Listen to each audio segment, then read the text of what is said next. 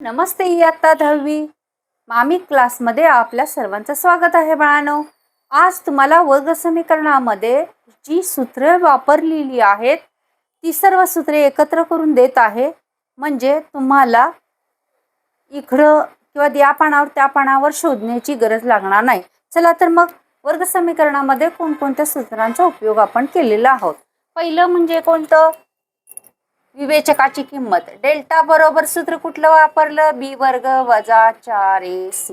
दुसरं सूत्र कुठलं वापरलं? एक्स किंवा काही असेल ते एक्स बरोबर वजा बी अधिक वजा बी वर्ग वजा 4ac छेद 2a या सूत्रांचा वापर केला तेव्हा अल्फा आणि बीटा ही मुळे असतील तर समीकरणाची अल्फा व बीटा म्हणजेच अल्फा व बीटा ही मुळे असतील तर कुठल्या सूत्रांचा उपयोग केला जातो? तर हे पहा, पहिलं सूत्र अल्फा वर्ग प्लस बीटा वर्ग बरोबर अल्फा प्लस बीटा कंसाचा वर्ग -2 अल्फा बीटा।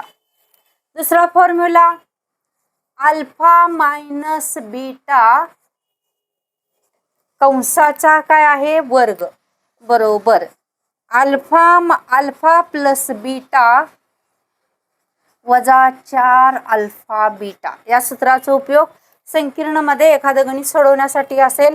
त्यानंतर आहे अल्फा घन प्लस बीटा घन बरोबर अल्फा प्लस बीटा चा घन -3 alpha beta alpha plus beta.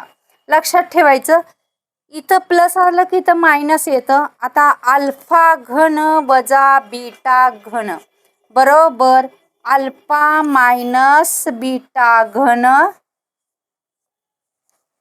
Plus येणार इथं 3 alpha beta alpha minus beta या सूत्रांचा उपयोग वर्ग समीकरणामध्ये केला जातो। थँक्यू बाळांनो। मी शिकवलेलं तुम्हाला आवडत असेल तर लाईक शेअर आणि मामी क्लासला सबस्क्राईब जरूर करा। थँक्यू बाळांनो।